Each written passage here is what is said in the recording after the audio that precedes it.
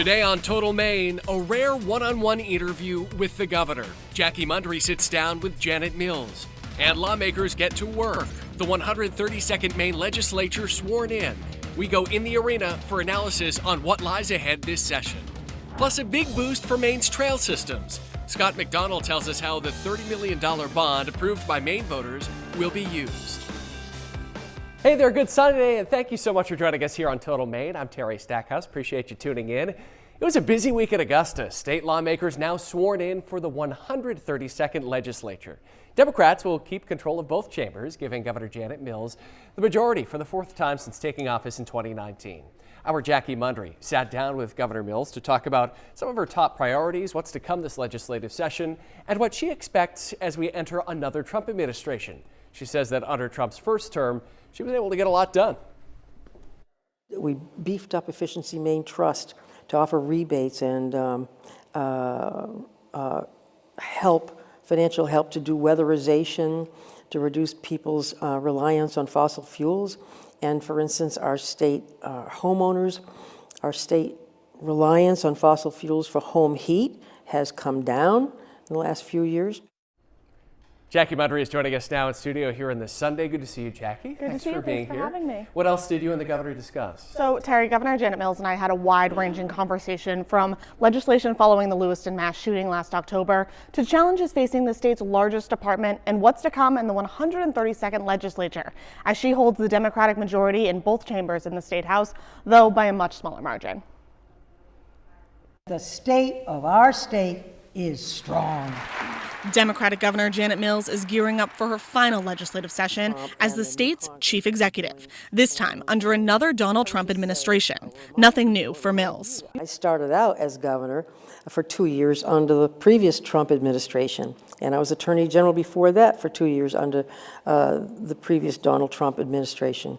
And we got to do a lot of positive things my first 2 years as governor. Mills sat down with me to discuss a variety of topics that affect Mainers, leading up to the start of the 132nd legislature, starting with the state's yellow flag law that allows police to temporarily take away guns from a dangerous person. After October 25th of last year, law enforcement across the state became much more aware of the law and what it entails.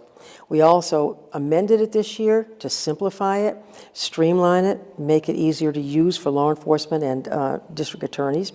And so it's being used more effectively. Good afternoon. Mills criticized Saginaw County Sheriff's Deputy Aaron Schofield for not doing more to use the law to prevent the Lewiston mass shooting last October. The Saginaw County Sheriff's Office was well aware of the declining mental health of the perpetrator. They could have, but did not invoke Maine's extreme risk protection order law, despite having probable cause. Now, a group of Mainers led by the Maine Gun Safety Coalition is working to put a citizens' referendum on the ballot to create a red flag law in Maine. What do you make of the citizens' referendum trying to put the red flag on the ballot? I know you said the word inconsistent.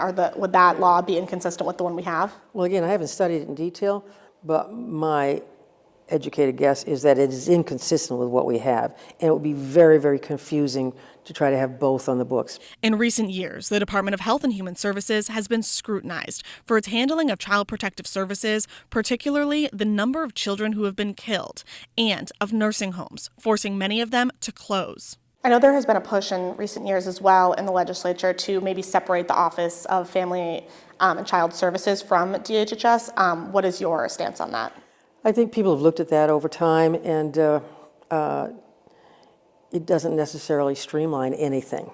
That there would be, inevitably, there would be additional costs to doing that, and the more money you put into the bureaucracy, so to speak, or the administration, the less money you're putting into necessary services. These are reserves. Governor Mills has touted her administration's ability to max out the state's rainy day fund. In the next 2 years, she'll be focusing more on fiscal responsibility. In a recent Politico article, there was a quote from you saying, "We've got to talk about pocketbook issues and get over identity politics."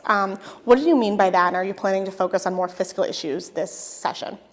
I think I was commenting on the recent election, the presidential election, and the fellow asked me a broad question, and I said, basically, I think we missed the boat on the economy. We should have been talking about pocketbook issues. That doesn't mean we shouldn't talk about other issues, social justice issues and the like as well. But the voters were most acutely focused on pocketbook issues. Finally, Mills and I talked about the upcoming legislative session. She says the first order of business is the budget. We look forward to working with a new appropriations committee and with new leadership, a brand new leadership in the House and Senate, to that end, to submit and ultimately enact a balanced budget that serves the needs of Maine people. Budget details are expected to be announced early next year. Mills has led the state through a global pandemic, the state's largest mass shooting, and she just has 2 years left in the Blaine House. Obviously, a challenging time to be governor, Jackie. Did she tell you what it's been like and also what she expects her legacy to be? Yeah, so I asked her about that and how she plans to cement her legacy these last 2 years as the state's chief executive. She says she plans to lead in the same way she has been. Provide stability and continuity in government, provide continuity and stability and fiscal responsibility as governor, continue trying to make Maine the best place in the country to live, work, and play, to raise a family, to continue our progress in healthcare, education, climate activities, climate action, all those things that make Maine a welcoming and healthy place. A lot of ground there covered, Jackie, and you've been persistent in getting that interview, so appreciate you joining us here on this Sunday to talk more about it. Thank you for having me. There is much more ahead today on Total Maine. The state's hiking trails are about to get a big upgrade. Scott McDonald joins us in studio to explain how the approval of Question 4 last month is going to benefit vacation land. And with Republicans controlling the U.S. Senate, Susan Collins is set to lead arguably the most influential Senate committee. Got to talk more about this week in politics with our team from In the Arena. That's when Total Maine continues. Stay with us.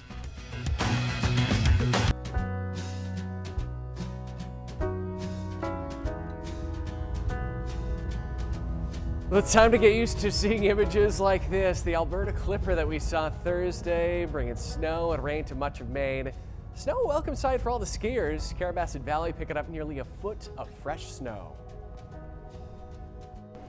All right, we are in the arena, so good to see the three of you. Thanks for coming in this Sunday on the heels of a very big week, a busy week in our state capital in Augusta. That's how we like it. Always good to have plenty of things to talk about.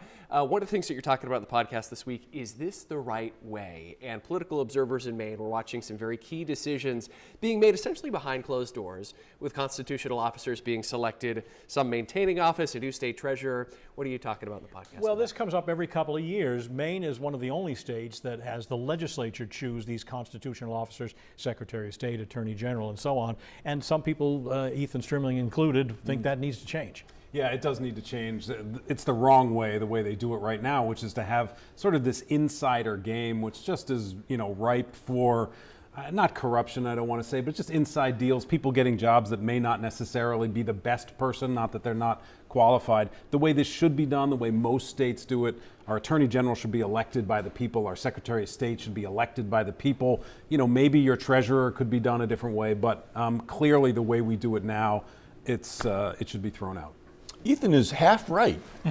I see it a little differently. He gave Republicans a lot of credit in an op-ed that he wrote. Yeah, exactly. I see it a little differently. I think the governor should nominate these key positions and have the Maine Senate confirm them. That way we know the qualifications and the pedigree of their positions, and the governor has a team that he can collaborate with.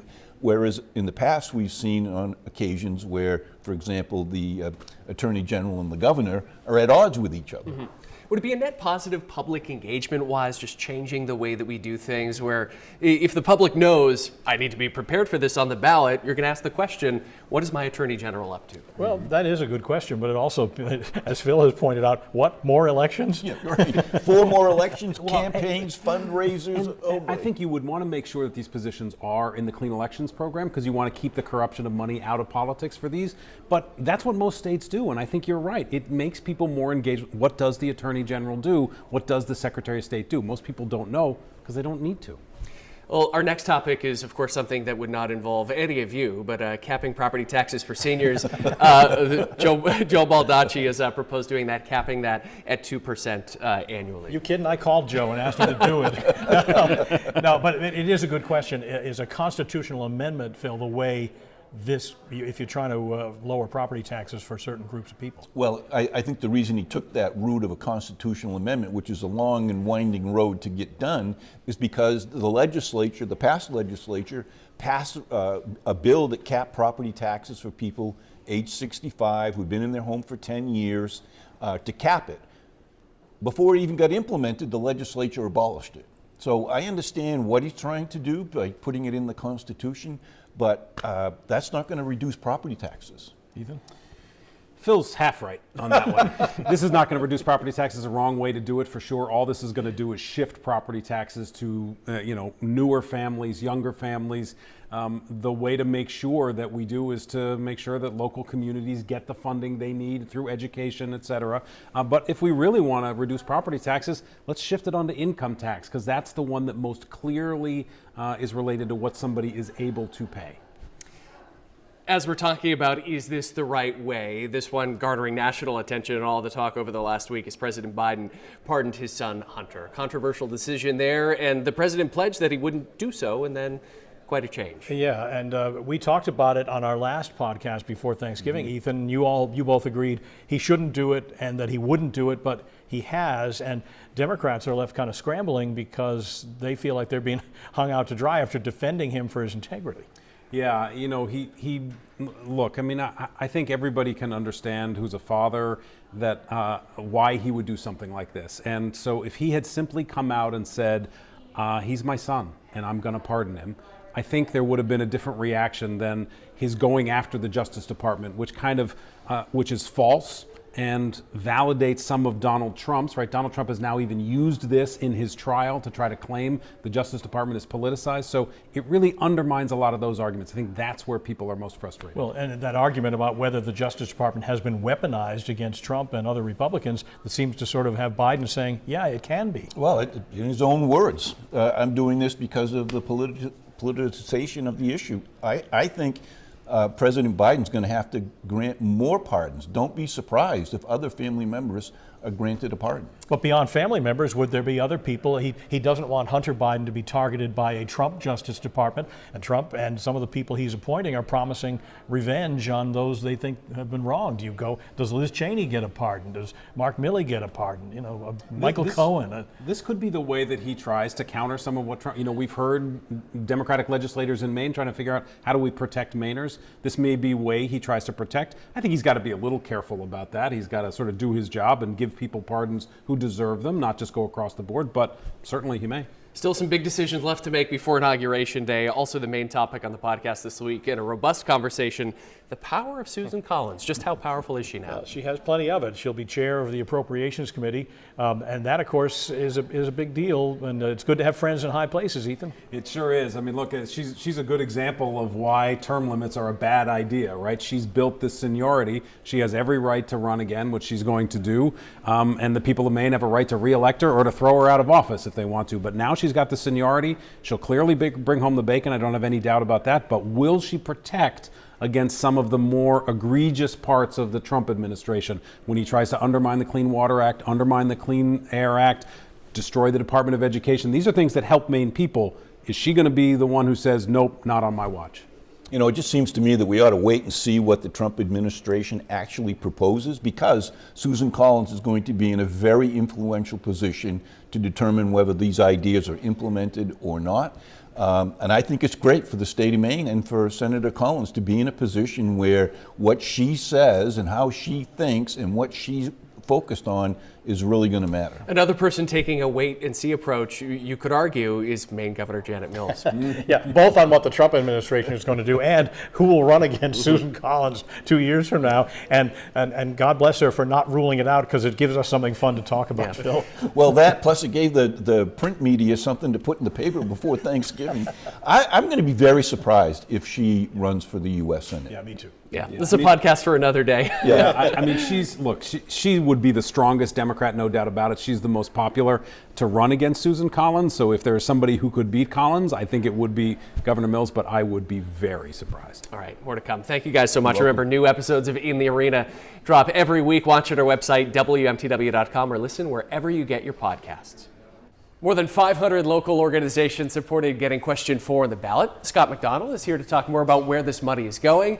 Scott, it's good to see you and your adventure here. This brought you to rural Somerset County to see where this money is going to go. Yeah, it was quite the day and an interesting story. I visited Norwich Walk. It's a bustling intersection of ATVs, of dirt bikes, and soon snowmobiles setting off on adventures through Maine's wilderness. No secret, outdoor recreation, that's big business, but now Mainers are backing that business by investing in the thousands of miles of trails by passing a bond question that was just on the ballot. Take a look.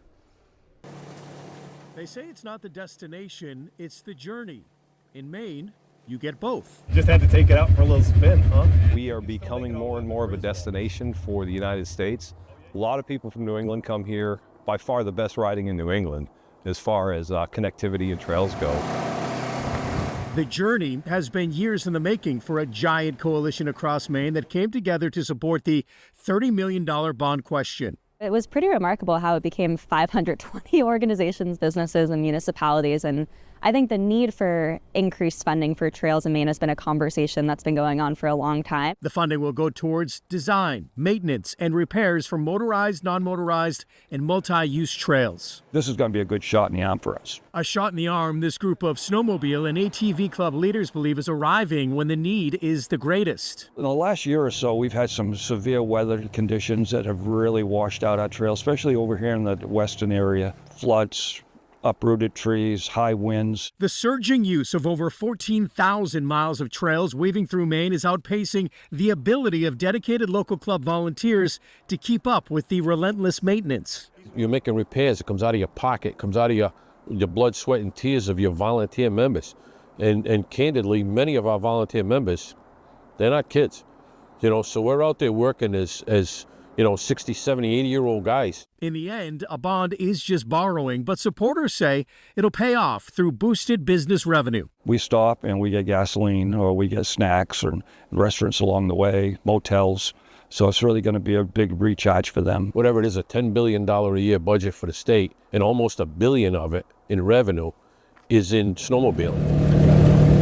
Supporters calling it a game changer that could shift Maine into high gear as a national leader in outdoor trails and recreation. This was remarkable, and a big thing happened with this trails bond being passed. People come to Maine because they're outdoor people. They want to be outdoors. And Scott is back here with us now. And Scott, this bond measure was written to cast really a wide net in the funding for all types of trails in Maine. You've got a breakdown here for how it's going to be used. That was the hope, right, Terry? 25% designated for motorized trails. So think of those ATVs, your snowmobiles, plenty of those. Another 25% allocated for non-motorized trails. That's for activities like, your hikers, horseback riding, snowshoeing even, and then there's the final 50% that's dedicated to multi-use trails, and that can include both. All right, Scott, thank you so much for breaking that all down. Yeah.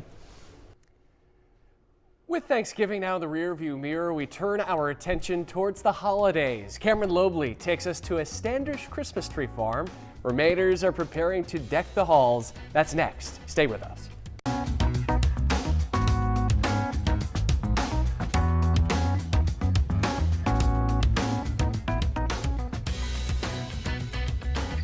It's one of Maine's summer playgrounds, but it looks amazing even in winter-like conditions. Our Sky 8 drone giving us the views high above Sebago Lake. It's beginning to look a lot like Christmas at the Blaine House. Governor Mills welcoming this year's award-winning Maine Christmas trees and wreaths at Augusta last week. Those trees coming from the Finest Kind Tree Farm in Dover-Foxcroft. The farm won the People's Choice Award at a Freiburg Fair competition, now for a 4th year in a row. I think they're all winners. They're all beautiful. They smell so great, and I'm honored to have these wreaths and trees decorating the residents here in Maine. Growing and selling fresh Christmas trees and wreaths generates an estimated $18 million for the state's economy. There are more than 100 Christmas tree farms scattered throughout our state. And speaking of tree farms, you might be spending this Sunday heading out to get your family's Christmas tree. Cameron Lobley takes us to a local Christmas tree farm in Standish where Mainers are grabbing some holiday greenery. Well, it's time to start decorating for the holiday season, and Christmas tree farms up and down the state are looking to bring some festive foliage into the home, from trees to wreaths. I love Christmas trees. The smell of a Maine balsam Christmas tree, you can't get it anywhere else. Heidi Watson runs Watson Farm in Standish, where they're helping bring holiday spirit to many this season. The farm trades in not only Christmas trees, but wreaths too. Some you can even try your hand at making. I think ours came out nicely. And that isn't all they're doing to help spark the spirit of the season. When a baby comes here or with their family for their very first Christmas tree, we slice a sliver of that tree off and we make an ornament and we send it to that family. Watson's also part of the Maine Christmas Tree Association, made up of hundreds of Maine-based tree farms who have been hard at work getting folks ready for the holidays. We are always supporting each other when questions arise, or whether it's positive experiences and just caring for one another. We are doing our very best to encourage each other. She's encouraging people to take advantage of the time left before Christmas to get their centerpiece decorations. If you're still without a Christmas tree or a wreath, the season is short this year. Thanksgiving was a little bit late, and you got to get out and get your Christmas tree. If you're still looking to get some holiday greenery, you can find your local tree farm on the Maine Christmas Tree Association website. In Standish, Cameron Lobley from Maine's Total Coverage. That is going to do it for this week's edition of Total Maine. I'm Terry Stackhouse. Thank you so much for spending part of your weekend here with us. Going to leave you this Sunday with a chilly drone flight over Scarborough's Higgins Beach. If you're out for a walk, make sure that you bundle up. We'll see you right back here next Sunday for another edition of Total Maine.